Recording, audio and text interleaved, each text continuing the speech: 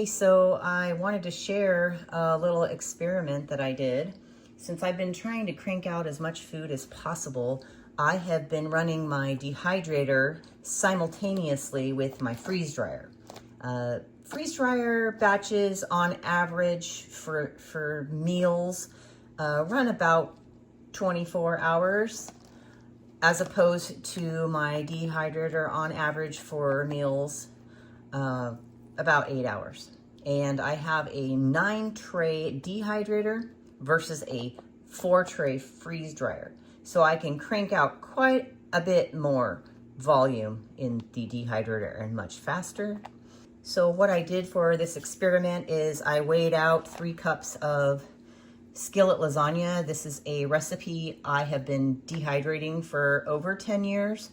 And then obviously I switched to the freeze dryer when I got that a little bit over 5 years ago, I believe. So I weighed out 3 cups of each, and then I put them on separate trays so that when the product came out, I could reweigh it. So first thing I'd like to share is volume. Volume dehydrated is much smaller than the freeze dryer.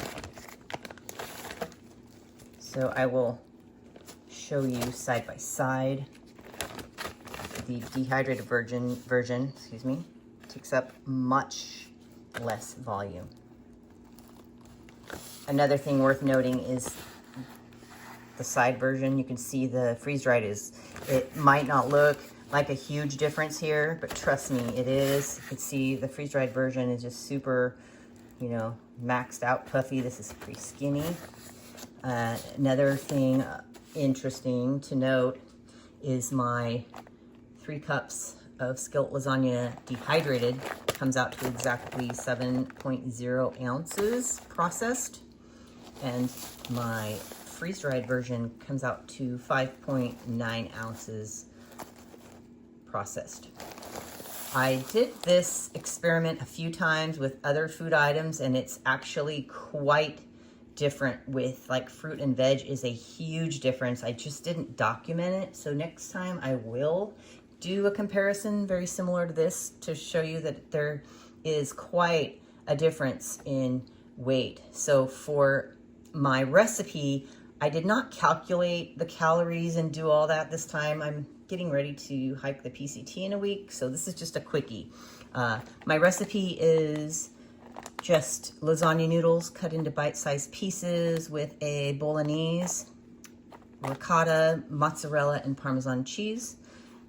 And so I didn't do the calories. I've done the calories on it a bunch of times, but I just, eyeball it and threw everything in.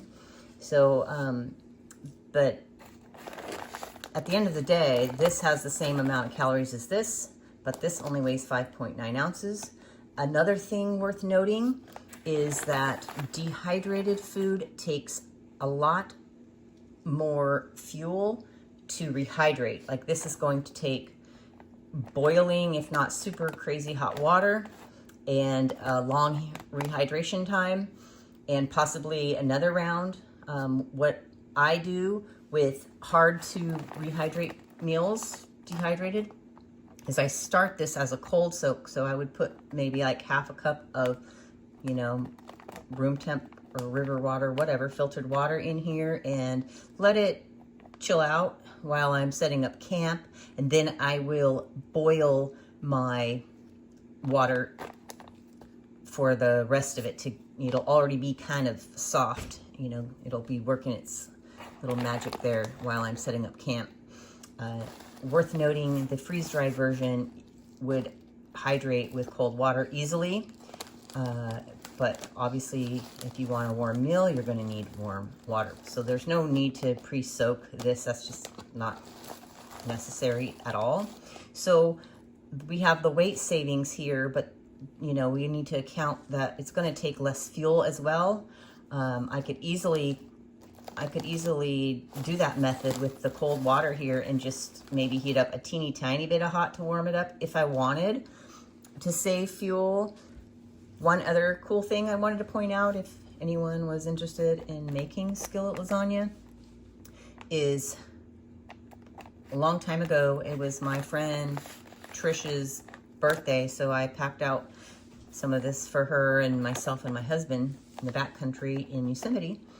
And I'm not used to doing it for 3 people, so I misgauged the amount of water that I added to this.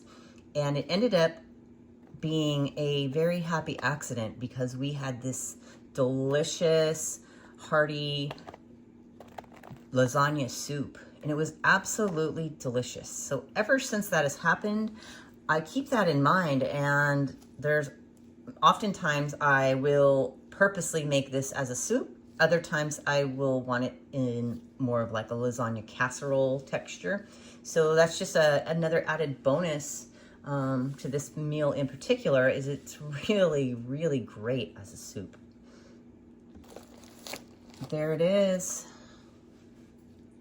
Dehydrated versus freeze-dried.